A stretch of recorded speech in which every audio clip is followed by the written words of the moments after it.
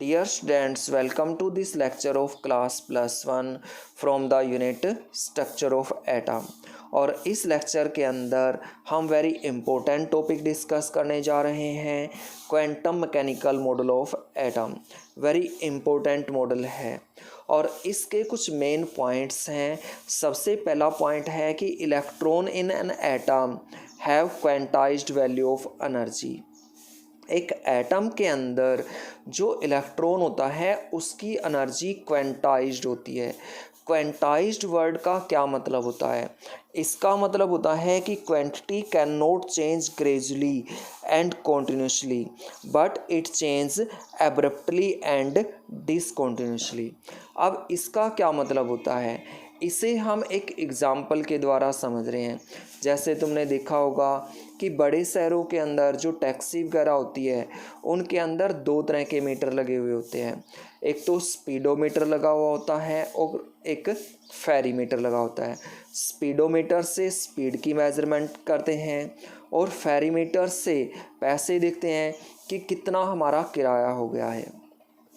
तो जो स्पीडोमीटर होता है उसके अंदर जो स्पीड चेंज होती है वो कॉन्टीन्यूसली से चेंज होती है। जैसे 10 है, 10 से 11, 12, 20 के ऊपर जाएगी। और लेकिन जो फेरीमीटर होता है उसके अंदर जो पैसे हमें दिखाई देते हैं वो डिसकॉन्टीन्यूसली से चेंज होते हैं। जैसे 5 हैं तो 5 से एकदम 10 हो जाएंगे, 10 से 20 हो जाएंगे, इस तरह से चेंज होते हैं। और इसी तरह से इलेक्ट्रॉन की एनर्जी होती है। सेकंड इसका मेन पॉइंट है कि जो क्वांटाइज्ड वैल्यू ऑफ एनर्जी है ये हमें ऑब्टेन कैसे होती है। ये ऑब्टेन होती है श्रोडिंगर वेव इक्वेशन से। थर्ड इसका मेन पॉइंट है कि जो साई है इसका कोई फिजिकल सिग्निफिकेंस नहीं होता, लेकिन जो साई स्क्वायर है इसका फिजिकल सिग्निफिकेंस होता है और ये हमें बताता है प्रोबेबिलिटी ऑफ फाइंडिंग इलेक्ट्रॉन के बारे में। जो साई स्क्वायर है ये एक रीजन होता है न्यूक्लियस के अराउंड और इस रीजन के अंदर इलेक्ट्रॉन के पाए जाने की मैक्सिमम प्रोबेबिलिटी होती है, 90% प्रोबेबिलिटी होती है। और इस रीजन को हमने एक नाम दिया था ऑर्बिटल। नेक्स्ट इसका पॉइंट है कि जो इलेक्ट्रॉन होता है एटम के अंदर इसके मैनी वेव फंक्शन होते हैं और जितने ज़्यादा वेव फंक्शन होंगे उसका मतलब उतने ही एटॉमिक ऑर्बिटल होंगे। तो हम कह सकते हैं कि एक जो इलेक्ट्रॉन होता है उसके कई सारे एटॉमिक ऑर्बिटल होते हैं। जैसे अगर हम देखें तो डी ऑर्बिटल है, डी ऑर्बिटल की 5 टाइप होती हैं। एफ ऑर्बिटल है उसकी 7 टाइप होती हैं। देखो नेक्स्ट इसका मेन पॉइंट है कि जो ऑर्बिटल वेव फंक्शन है साई, ये हमें इलेक्ट्रॉन के बारे में सारी इन्फॉर्मेशन देता है। ये कुछ मेन पॉइंट्स थे quantum mechanical model of atom के बारे में। अब हम नेक्स्ट टॉपिक डिस्कस करने जा रहे हैं और नेक्स्ट टॉपिक है quantum number. Very important number है और हम इसको सबसे पहले डिफाइन करेंगे कि जो क्वांटम नंबर है ये सेट है 4 नंबर्स का जो हमें इलेक्ट्रॉन के बारे में कंप्लीट इन्फॉर्मेशन देता है। कंप्लीट इन्फॉर्मेशन मतलब उसकी लोकेशन के बारे में, उसकी एनर्जी के बारे में, उसके ऑर्बिटल के बारे में, ऑर्बिटल के अंदर शेप और इलेक्ट्रॉन की ओरिएंटेशन के बारे में। हमें जो कंप्लीट इन्फॉर्मेशन देता है उसे हम क्वांटम नंबर बोलते हैं। और ये 4 नंबरों का सेट होता है। मतलब जो क्वांटम नंबर हैं वो 4 टाइप्स के होते हैं। और देखो इसे हम एक एग्जाम्पल के द्वारा समझते हैं। हमने मान लो किसी व्यक्ति के एड्रेस के ऊपर जाना है, पोस्टल एड्रेस के ऊपर, तो हमें उसके बारे में 4 चीज़ें पता होनी चाहिए। सबसे पहले उस कंट्री के बारे में पता होना चाहिए, हम कंट्री में चले जाएंगे। कंट्री के बाद टाउन के बारे में पता होना चाहिए, फिर उसकी लेन मतलब गली के बारे में पता होना चाहिए और फिर हाउस नंबर के बारे में पता होना चाहिए। तो हमने मान लो उस व्यक्ति के पास कुछ भी भेजना है पोस्ट के द्वारा, तो इन 4 चीज़ों से वो चीज़ उसके पास पहुंच जाती है। उसी तरह से एक एटम के अंदर इलेक्ट्रॉन होता है और इलेक्ट्रॉन तक अगर हमने पहुंचना है तो हमें 4 चीज़ों के बारे में पता होना चाहिए, 4 क्वांटम नंबर्स के बारे में पता होना चाहिए। सबसे पहले हम ले रहे हैं प्रिंसिपल क्वांटम नंबर। जो प्रिंसिपल क्वांटम नंबर है ये हमें सेल के बारे में बताता है कि किस सेल के अंदर इलेक्ट्रॉन प्रेजेंट है। इसकी रिप्रेजेंटेशन n के द्वारा करते हैं हम, और ये 1 2 3 4 इस तरह से वैल्यू होती है। जो सेल हैं उनको कुछ नाम दिए गए हैं, जैसे फर्स्ट सेल को K, सेकंड को L, फिर M N O P इस तरह से।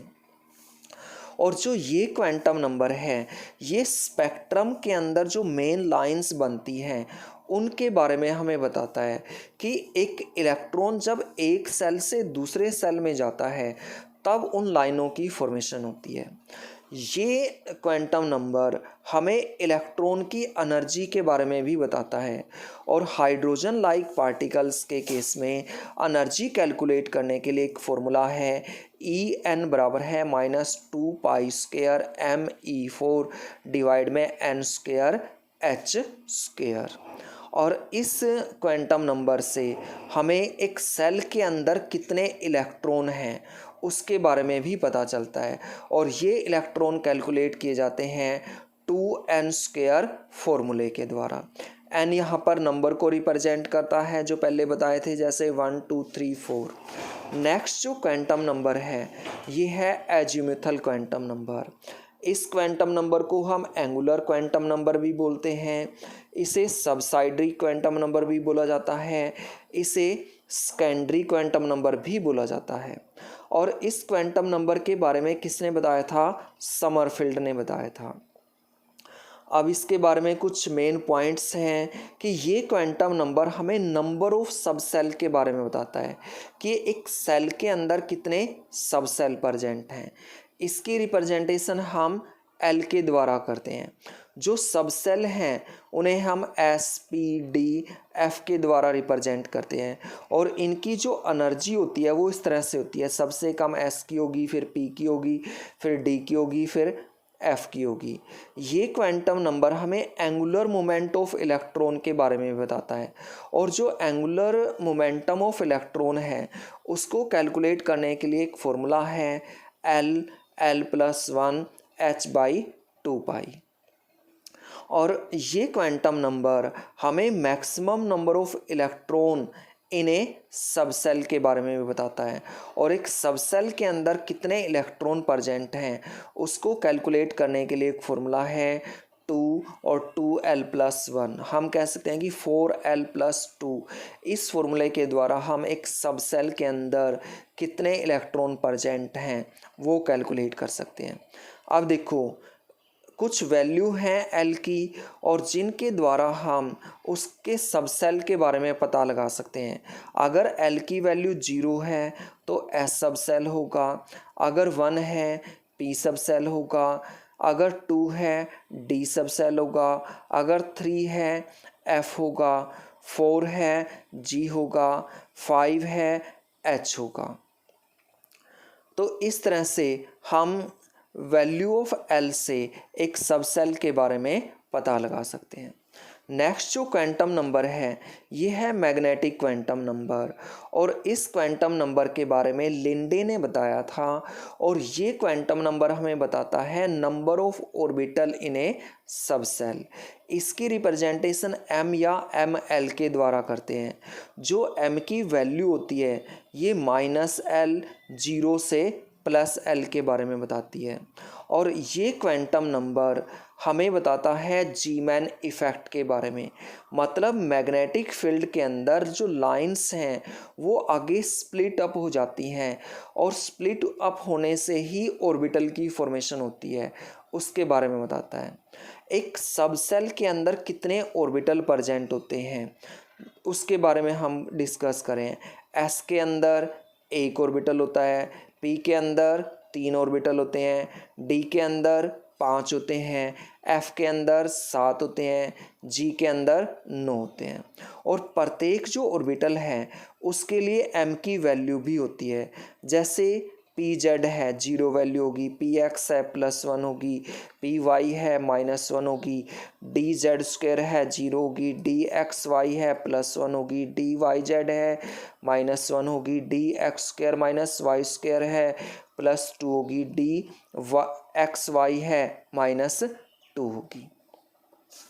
और जो लास्ट क्वांटम नंबर है ये है स्पिन क्वांटम नंबर। और इस क्वांटम नंबर के बारे में जॉर्ज उलनबैक और स्म्यूल गाउडस्मिट ने बताया था इसके बारे में। और ये क्वांटम नंबर हमें बताता है spin off electron in A orbital. और इसकी रिप्रेजेंटेशन हम एस या एम एस के द्वारा करते हैं। एक ऑर्बिटल के अंदर जो इलेक्ट्रॉन होते हैं उसकी दो स्पिन होती हैं, एक तो क्लॉकवाइज और दूसरी एंटी क्लॉकवाइज। और इसलिए इस क्वांटम नंबर की दो ही वैल्यू होती है, +1/2 और -1/2। एंगुलर मोमेंटम कैलकुलेट करने के लिए फॉर्मूला है s+1 और h। और जो s और s+1 है इसका यहाँ पर स्क्वायर रूट हो जाएगा। ये था हमारा क्वांटम नंबर का टॉपिक। Thank you.